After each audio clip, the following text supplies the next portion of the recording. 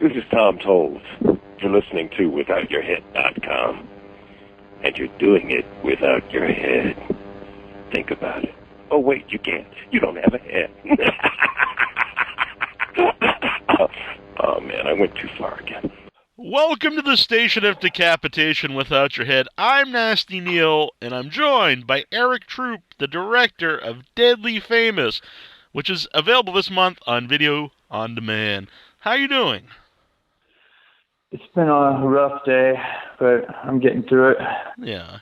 I think things are looking up for you right now, I believe. Yeah, things are looking up. Now, how you doing? I'm doing pretty well. It's very cold here in Massachusetts. There's snow on the ground, but doing pretty good. Yeah, it's really ridiculously hot in Los Angeles right now. It doesn't feel good, and it's unusually hot. Yeah. You think it's going to be nice to be this hot this time of year, but you need the seasons, man. There's something going on. Mm-hmm. You know, definitely global warming is doing its thing out here. A lot of dead trees, but a lot of girls in bikinis too. So I guess you gotta You take the good with the bad, right? Yeah, the good with the bad. Yeah, I think it's up to about 30 degrees today, but the other night it was 0, which I kind of like the cold, but that was a little too cold for me. All right, enough of the weather. Yeah, I was just gonna say, I'm sure everyone is very fascinated by the weather, but the movie is out, or it's coming out, and give people an idea of what the movie's about if they're not familiar yet. Well, this is based on true events. I love saying that because everything's based on true events, right? I mean, you could say that about just about everything. But it's a story about an actor who is a child actor in Hollywood who had a lot of success when he was young and got the ego to go with it, and then things changed as he got older. He never could really book anything, and he lost his mind. And the way he dealt with it is creating his own world in a way, in his head, and by propping himself up with some of his famous friends. And he would rent a room out to young actresses and just try to manipulate them and make himself feel powerful. And then as things go on, this movie is really about jealousy. It's about people who can't stand other people getting what they want, and what it does to their egos makes them lose it. It happens to it's happened to Cain and Abel. Brother killing brother over jealousy. Well, this guy actually he's a serial killer. Turns into a serial killer, and that's how he builds himself up, makes himself more powerful by taking some of these girls out. That's it in a nutshell. Mm-hmm. Now, the guy plays Alan is just he does a terrific job in the movie. And how hands-on were you casting him, Daniel O'Meara? 100%.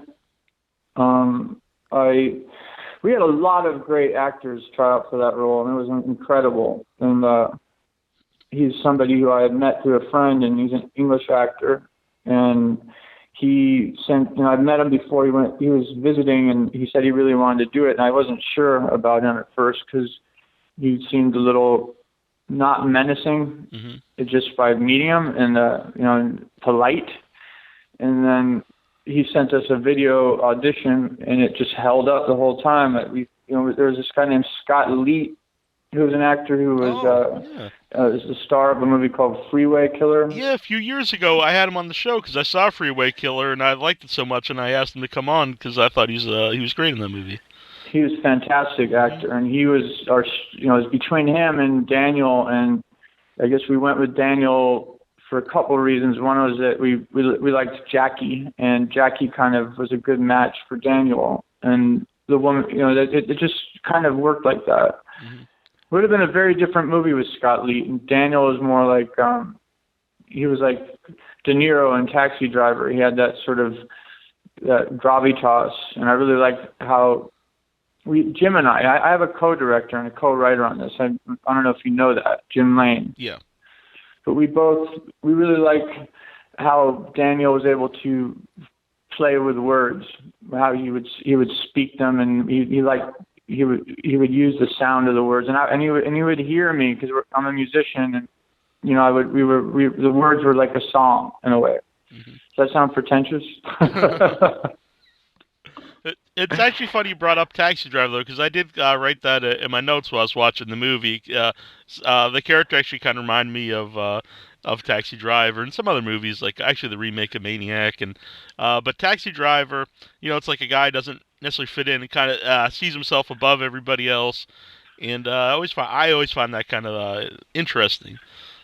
Yeah, there's a lot of people like that. Mm-hmm. And also, I think in those kind of movies, there's always a part where you think, well, if this guy just connects with this other person, he's going to be totally fine. You know, of course, it doesn't happen, or else it would be a totally different movie. Yeah, absolutely. And, you know, there's the casting was basically, I guess they say, an ensemble. You know, Jim and I had no money to make this movie, and it's very apparent as you watch it. There's no budget. We had very little bit of investment in making the movie, and the movie's about casting agents a lot. So we both, we had our own castings before we even brought a casting agent in, and we really enjoyed it. Mm-hmm. It was fun bringing the actors in, and they loved it. And as soon as the casting agents came into the picture, it wasn't as fun. And they don't treat the actors very well. They like to prop themselves up because they're probably mostly failed actors and actresses. And they just get an attitude, and it really messes with the magic in the casting room. And we had a lot of fun. It was really hard to make the choices, but Daniel, he was the guy. Mm-hmm. Did you write the movie? Yeah, Jim and I wrote it. It's actually not credited on IMDb. It's strange, but what the fuck? Wait, am I allowed to say fuck on the radio? Yes, you are. You're totally fine. All right, what the fuck? Maybe it's because how many fucking things can you say that you did on one movie before it just seems ridiculous? I would say, me personally, I would just put my name on everything, but I could see how other people did. Was Jim's name on it? No, there's no writer listed on IMDb, and that's why I was very perplexed. I thought maybe something had happened, and we don't want to credit this guy or something. I don't know. I don't know. Maybe it's because the distribution company is, they redid IMDb, and maybe that's what they chose to do. But, whatever. So, well, you said it was based on true facts. Where did you find out about this person? Well, it's based on true events. Okay. There's many different things that have happened to build the story. That there are many people like this guy who are in Hollywood who done terrible things to actresses, and they'll advertise as a acting coach or a photographer. There's many people who prey on people who come to Hollywood and the dream of being successful, and they're easy prey because these actresses and whoever will do anything to be successful. And they found bodies, there's a bunch of different unsolved murders, or, they'll find a severed head in Griffith Park, or they'll find, there was a photographer who was, that was one of the main inspirations of that photographer who got the woman to go out with them for a ride out to the middle of nowhere to do some headshots, and then he killed her. There's these sort of events, and then there's just the different experiences I've had growing up in Hollywood and having relationships with actresses that were inspiring, that things that happened with these actresses and things they did. So that's what I mean by true events. Yeah. When you see the movie The Revenant, it says in the beginning, this movie is inspired by true events. I'm like, yeah, what events could they be? Maybe somebody going bear hunting. You can say that for everything. But I mean, it's kind of like movies that are based off Ed Gein. I mean, they're really, Texas Chainsaw Massacre and Psycho. They're really nothing like that story. They're more, I would say, inspired by. Yeah, so this is inspired by true events. We'll say that. Yeah. Now, I would assume, since you grew up in Hollywood, not necessarily like a killer, but you would have met a lot of people similar to Alan. Yeah. Just the way they act. Absolutely. Mm-hmm. And how did Eric Roberts get involved? Because I can't really picture anyone else playing that role and being the same. Was it like specifically written for him? It was written for Eric. Right. We wrote. We knew we had to have. There was the story needed to have a real actor, and we wanted to make the film feel as real as possible, as if this was it was sort of a found footage hybrid vibe.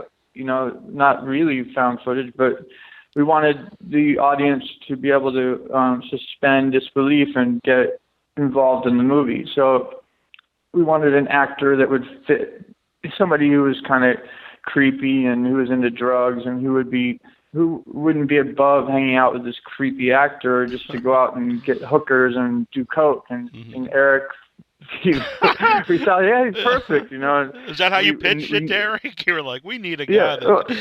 We knew someone who knew him, and so we wrote that part for him because it's basically, we just thought, what would Eric say? And that's what it came up with, and we gave him the script, and he loved it. He was really into it. Yeah, it totally works. Like, it's not a necessarily big part of the movie, but it really works in the film and helps. Exactly like you said, it kind of establishes like this in reality. Yeah, absolutely. I think it was a big part. Yeah. Well, I mean, it is, but I'm not necessarily, to the whole picture. But it's definitely an important part of the movie. Yeah, it's important to build characters that are deep.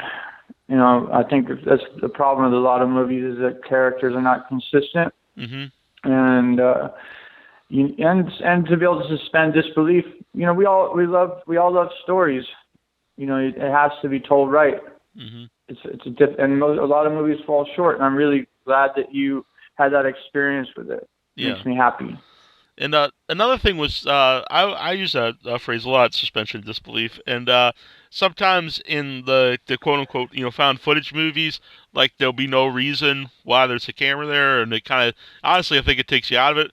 But in this movie, it actually totally goes with the character and makes sense within the film why he's, filming all these different things.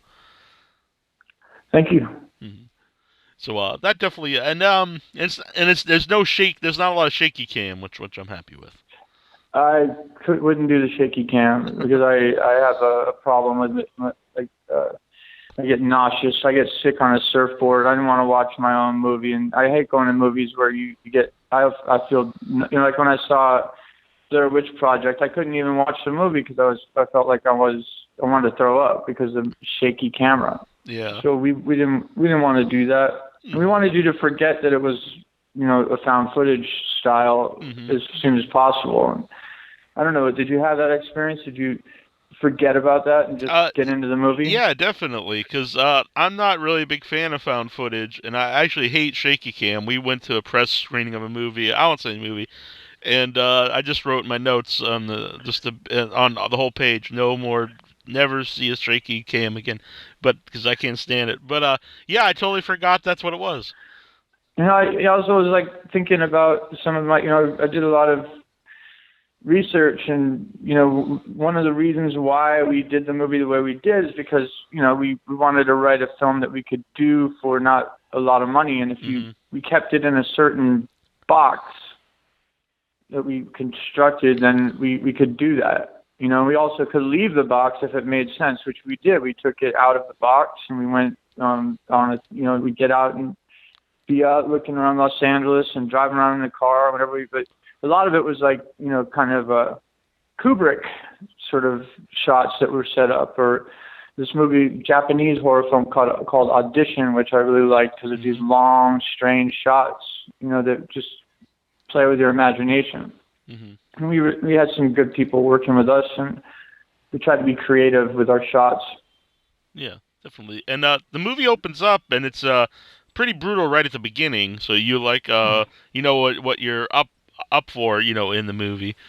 Was that intentional to have something brutal right away to get people into it? Of course.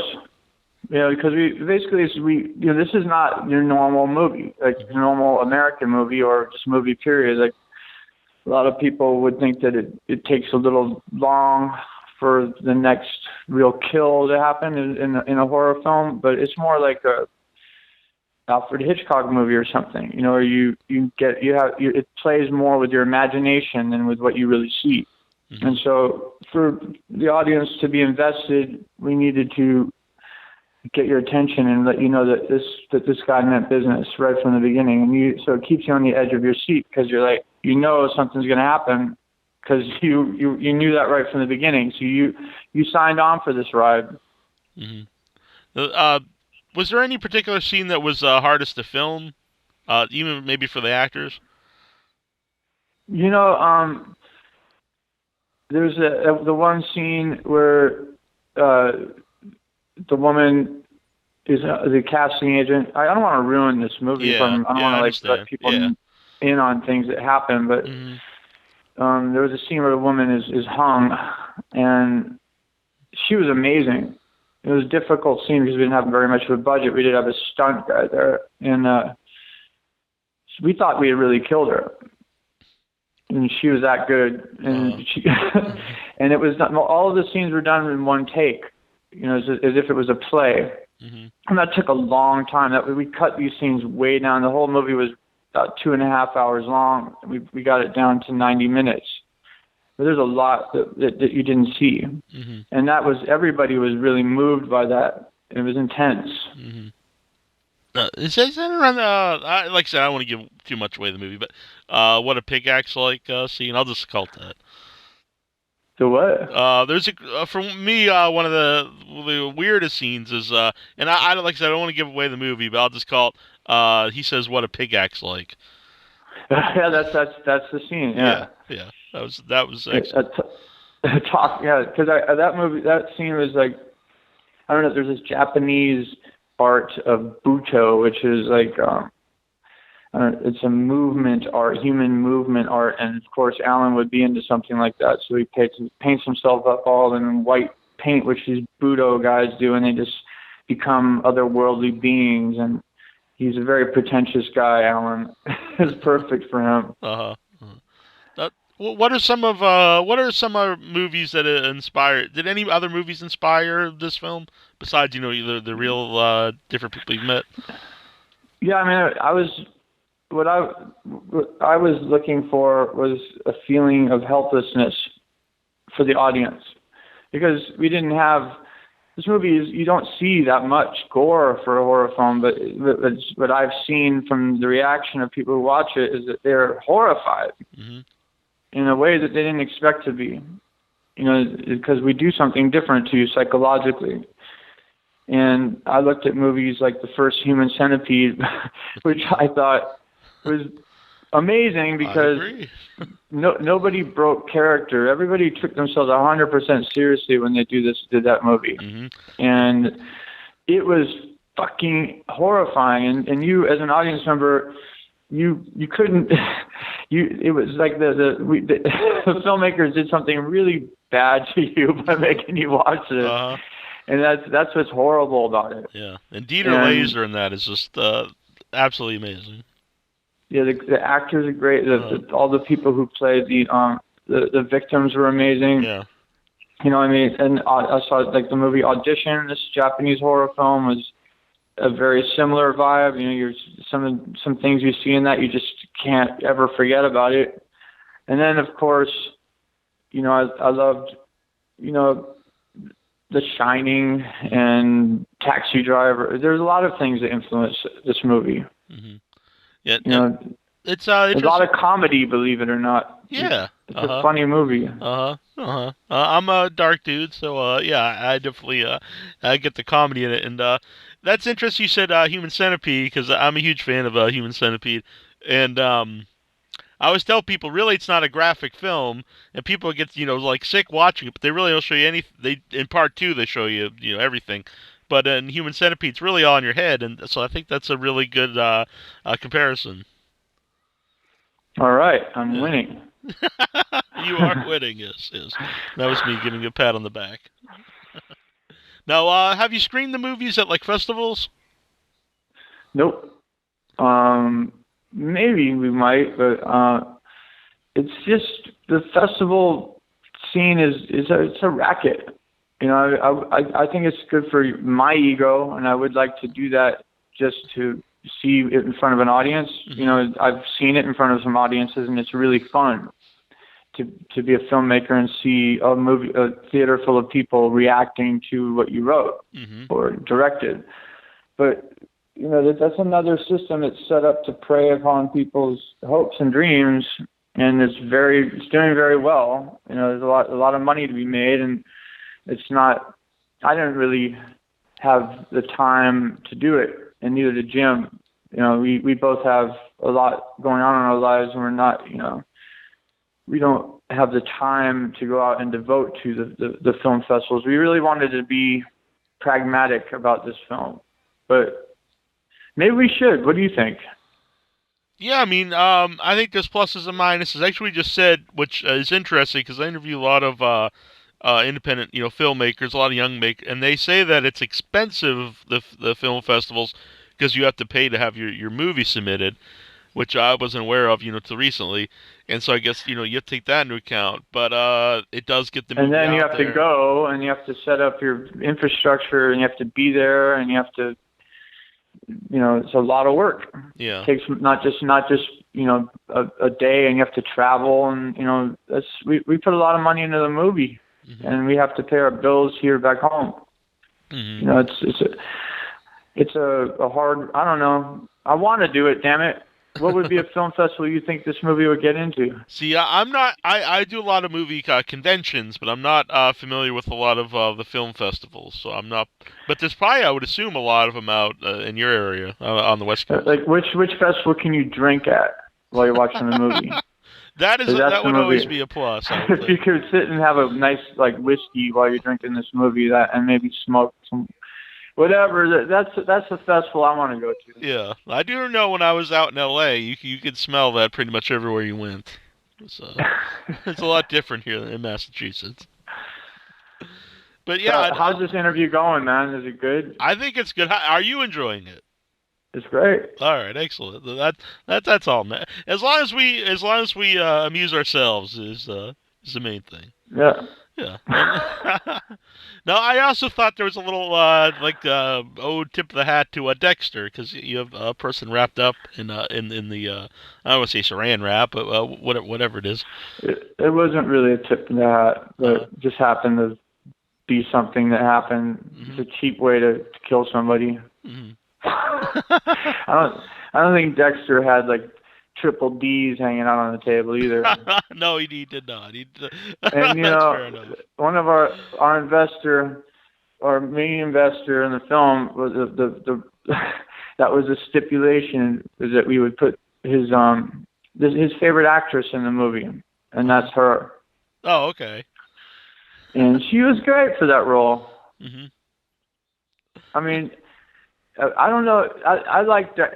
I would say that it was not so much a nod to Dexter, but it just turned out that way. I kind of, if I had to do it again, maybe I would have chose a different thing to use to tie her down. But we wanted to be able to see that she had these giant breasts, mm-hmm. and you can see through the plastic. Mm-hmm. Yeah. So mm-hmm. Just more of a coincidence. Dexter, I don't know. He's all right. Yeah. I'm a big fan of I don't know if you ever read the Dexter books. Oh, they're fantastic. I haven't, but you know what? Jim is probably more of a fan of Dexter than I am. Uh-huh. I just thought the TV show got a little, too watered down and disco. Yeah, they hard enough.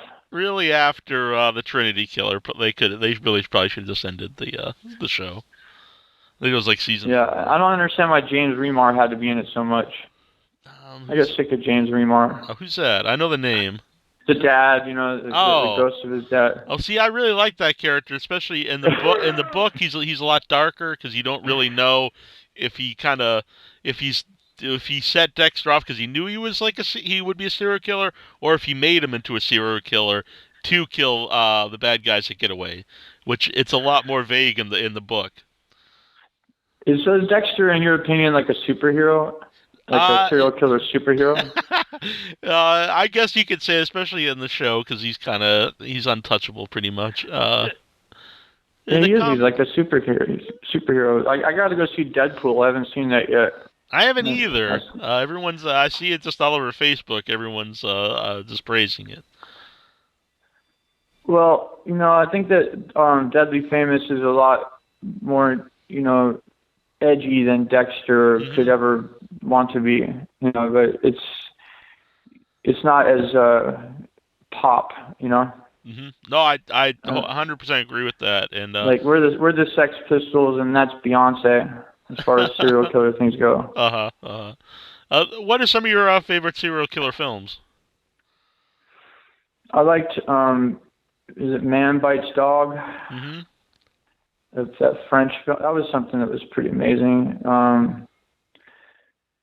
What else? The Shining. He's not necessarily a serial killer, is he? But he did kill a lot of people. Mm-hmm. How many people do you have to be to be a serial killer? Yeah. I like The Freeway Killer. I do too. That's a really underrated serial killer movie. And there was this other movie. I forget the name of it. Shit, I saw it when I was a kid. Where this guy was killing people with neckties. Some old film. Remember the name of that one? That actually really sounds familiar. Maybe Boston Strangler. This was like back when the days of French Connection. I don't know. I'm going to pass on answering more of that question. All right. Have you ever been to the Museum of, is it the Museum of Death, the Museum of Murder? Yes. Excellent. Yeah, I was there last year. I had a really memorable date where I took this girl to, first to the L. Ron Hubbard Life exhibit, which is free. Yeah, I remember when I was walking in Hollywood, everyone was giving me it's really kind of an intense, amusing experience. No offense to Scientologists. You must have a sense of humor that's important about yourselves. Try to cultivate one. That's my advice to Scientologists. I think L. Ron Hubbard had a sense of humor about himself because that Life exhibit was funny as shit. And then you go from there, like not far away, it was a Museum of Death where you go in there and like it's horrific, right? Yeah, it's fascinating. You see like the real like artwork made by the serial killers. But I didn't have a successful date. I thought it was going to be successful, but we wound up not, did not close the deal, so to speak. Yeah. It was around that time, actually, we do this thing, Artist of the Month on the show, where we have independent music each month featured. And we actually got the permission to have Charles Manson music on the show. And so it was really cool. We were telling the people there that owned it, but they had a lot of they had a whole display of Manson stuff, and we were trying to take pictures of some of the artwork, but then we were told you're not allowed to. Jim is more into Manson than me. Like, if you ever could interview Jim, he'd have a different thing to say about all that. Yeah, it was really it was funny. It was Annabelle and I went there, then we went to the castle, the Magic Castle. Oh, you got in? Yeah, well, yeah, it was someone we had on the show knew we were in LA for a week, and they hooked us up with tickets. And at the time, I thought it was like something like in Disneyland. I was like, oh, I don't know, and they're like, no, it's this, and yeah, that was like a really cool experience. I live right around the corner from there, and I've never been there. And I just actually a friend of mine just like an hour ago said that he could get me in. I've been wanting to go since I was a kid. Like when I was a kid, we used to you'd go get like a magic kit, and then you would have to swear that you would never tell anybody how to do these tricks. And then in the back of the little magazine they were talking about the Magic Castle, and if you became a magician, you could join the Magic Castle. And I always wanted to go, damn it. Yeah, it was a great time. So if you get the chance, I would do it. It's weird. I don't think even though we had a great time, I don't think I appreciated how like hard it was to get in. Because afterwards, like everyone in LA is like, "How'd you get in there?" And I was like, "Oh, the guy from this movie hooked us up," but I didn't know it was like so hard, hard to get there. Well, thank God it's hard. Everything shouldn't be easy. Yeah, exactly. That's right. Actually, we probably stayed by you because it was like a 5-minute walk from where we were staying on Hollywood Boulevard to the Magic Castle. I live in Laurel Canyon, which is like kind of a historical area in LA. All right, yeah. This was we rented an actual apartment on Hollywood Boulevard because it was cheaper than the hotels, and it was pretty sweet. Yeah, it's a cool place to stay, man. It's my neighborhood. Yeah, it was funny because some people we had on the show, they're like, "Oh, don't stay there; it's dangerous," and it it was fine. Maybe It's if you not. venture There's off, nothing dangerous in LA anymore at all. You have to maybe go downtown and walk around like with the homeless. Venice can be dangerous, but yeah, that's just common it's sense. really, really mellow. I bought a house in Detroit recently. I was going to move there, and that's dangerous. You know? Yeah, But yeah, that's another story. So what else you got for me, man? Anything? yeah. Any So other groundbreaking questions? yeah, very groundbreaking here. But so were you always a horror movie fan? Yeah, of course. Hmm. So I mean, but I don't. I'm not the type, like my partner Jim is more into the gore horror films, and I'm more into like The Shining or the first Alien or Jaws. I like horror films that don't expose you to the actual murderer or creature that's murdering, so it leaves it in your head. hmm That's what I'm much more scared by what I would imagine in my head than what I don't really want to see some. Yeah, although there are some things that are really kind of great to see, like the first Hellraiser was amazing. oh yeah. I mean, I just more of a fan of Hitchcock and things like that. Yeah. This is more our film's a psychological horror film more than a gore film, wouldn't you say? Yeah, definitely, definitely. I And mean, we got some gore. yeah, I think it's best to use the gore and that kind of stuff to enhance a movie as opposed to a movie just about gore. Yeah, If I agree. if you're invested in the characters, you're gonna be, for me personally, you're gonna be more into the story. I mean, you watch that show, The Walking Dead, and there's just like endless amounts of it. It's just it's boring. Hmm. How many different ways can you poke a zombie? Or it just gets boring. Yeah, yeah. So, do you have any? Well, I don't want to say what's next because I want people to see this, but how could people like follow you like online to see what you have coming out? Well, Maybe you don't I'm not want them really good at to. I that don't know. shit. All right, fair enough. You can look me up on Facebook and Instagram, Uh huh. and I'm building a new website, erictroop.com. Don't go on there yet. All right, all right. So you can check me out and friend me, and we have a website for Deadly Famous, which we got to get more into. But, Mhm.